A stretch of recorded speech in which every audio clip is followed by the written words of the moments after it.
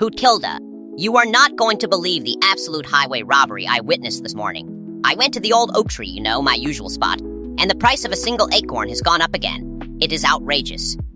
Oh, Zigzag, darling. Witnessed. Try experienced. I nearly dropped my shopping basket when Bartholomew the Beaver quoted me the price for a handful of prime oak nuts.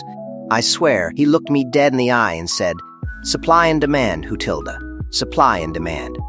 I mean, come on. It is just an acorn. Exactly. It is not a rare truffle. It is an acorn. We are talking about the fundamental building block of our entire winter sustenance. If this keeps up, we will be paying a whole berry for a single nut by next week. It is truly a nutty winter recession, is not it? Nutty. Winter recession, indeed.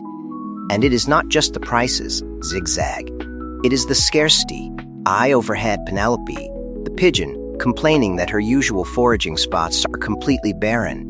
She said it is like a post-apocalyptic wasteland, but for nuts. Tell me about it. My usual cache is looking, well, let us just say, sparse. I had to dig up a few from last year's emergency stash just to get through breakfast, and honestly, they were not even prime quality. A little crumbly, a touch earthy. Not ideal, Hootilda. Not ideal. Oh, the horror. Crumbly acorns are a sign of truly desperate times, my friend. But seriously, what do you think is going on? Is it a bad harvest? Are the squirrels unionizing and demanding higher wages for their foraging efforts? Because honestly, I would not put it past Reginald the red squirrel. He's always been a bit of a revolutionary. Reginald is definitely Gegurther, but I heard whispers, Hootilda. Whispers from reliable sources, namely a very well-fed mole who knows all the underground gossip, that it is actually the chipmunks. They have cornered the market. Apparently, they are developing some kind of sophisticated, house-speed nut-gathering machinery. The chipmunks? Oh, that is just typical. They are always up to something. High-speed nut-gathering machinery? What next? Automated nut-sorting facilities. This is going to fundamentally change the entire economic landscape of the forest. Zigzag. We are talking about a paradigm shift in nut economics. A paradigm shift, indeed. And what does that mean for us? The everyday, hard-working citizens of the forest. It means we need to adapt, Hootilda. We need to get smarter, savvier.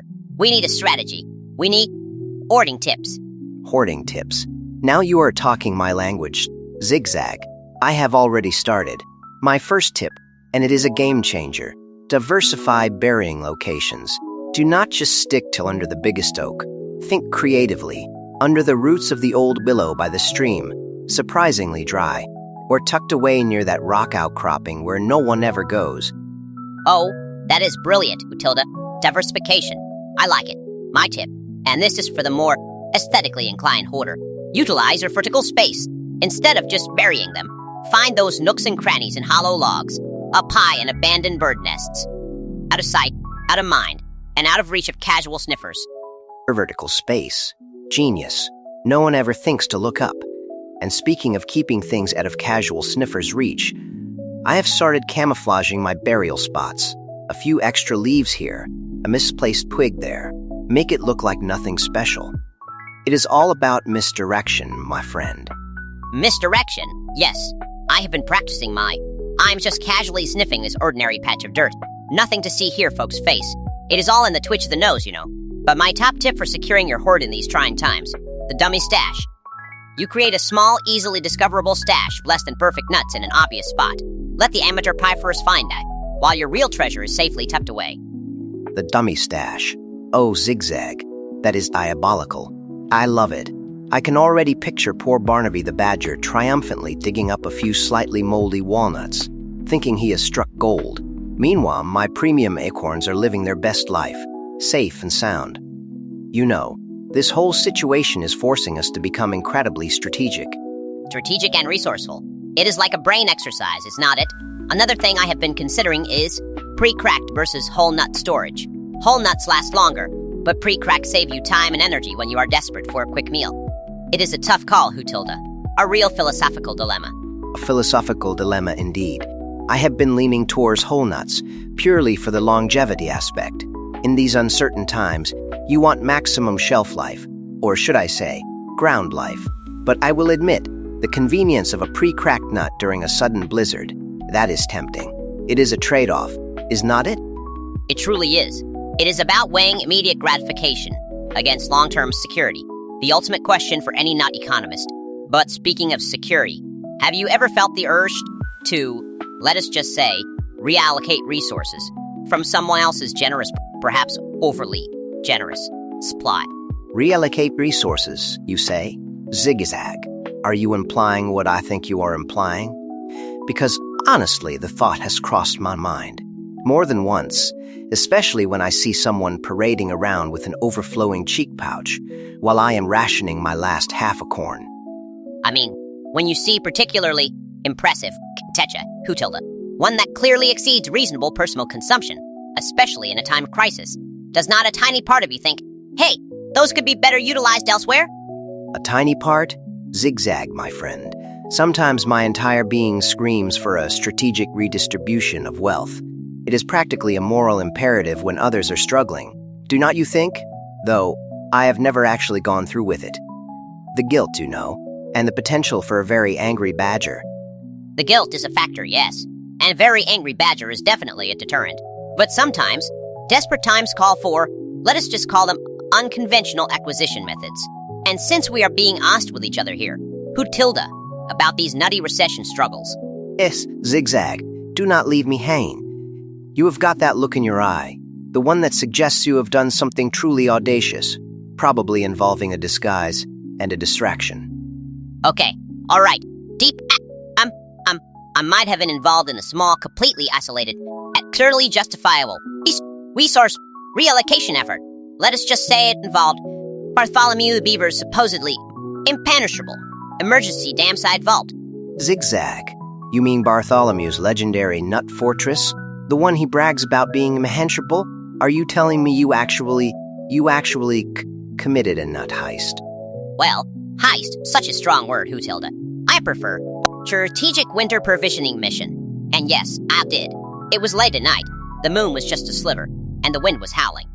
Perfect cover, you know. Bartholomew was snoring like a chainsaw. Oh my goodness. This is wild. Tell me everything. Was there a laser grid? Did you have to rappel down? I always imagined his fortress would have booby traps, like strategically placed pine cones that roll down at unsuspecting intruders. No lasers, sadly, though I did consider bringing a very small, very dull pickaxe.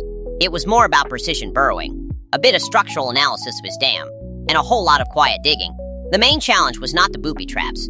It was the sheer weight of his security boulders. But I found a weak point, a loose stone near the base. Weak point? Of course. Every fortress has one. And what did you reallocate, Zigzag? Do not tell me it was just a few measly walnuts.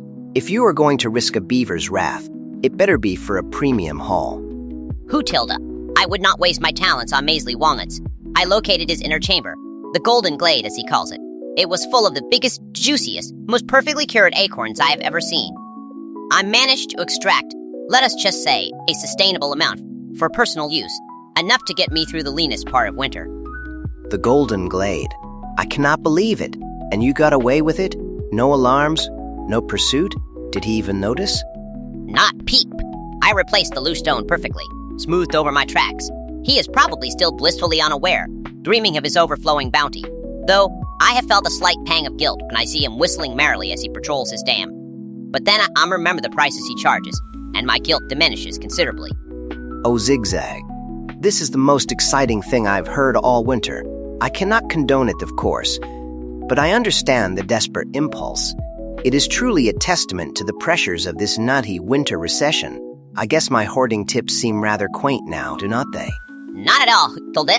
Your tips are excellent for the law-abiding, ethically sound citizen of the forest. Mine was more of a desperate, last resort measure. I am not proud of it, but I'm not entirely ashamed either. Survival, you know. Survival, indeed. But now that you have told me your secret, I feel like I'm an accessory after the fact. Do not tell anyone else, Zigzag. My reputation for impeccable honesty would be shattered. My lips are sealed, Hootilda. Consider it our little secret, bond forged in the fires of economic hardship and desperate acts of reallocation. But let us get back to those tips. What else have you got? I need more legal ways to bolster my supplies, just in case my reallocated stock runs low, and Bartholomew figures things out. Right. Back to legal strategies. So, my next tip, and this one requires a bit of courage. Social foraging. Form alliances. Go foraging with a trusted friend, perhaps someone who is good at spotting the less obvious nuts, or who can stand guard while you are digging. There is safety and efficiency in numbers. Social foraging. I like it. A bit like a co-op, but for nuts. I could certainly use an extra pair of eyes, especially for those hard-to-reach ones. My neck is not what it used to be, trying to crane up into every tree branch. Exactly. And my final tip, for the truly dedicated, start a nut nursery. Collect acorns early, before they are even fully ripe. You can cultivate your own little patch, ensuring a steady, albeit small, supply. It is a long-term investment, but in this economy, it is about thinking ahead. A nut nursery? Hootilda, you are a genius. That is brilliant. A true visionary. You know, despite the stress and the ethical dilemmas, this recession is really bringing out our innovative spirit. Is not it? Who knew a nut shortage could inspire such creativity?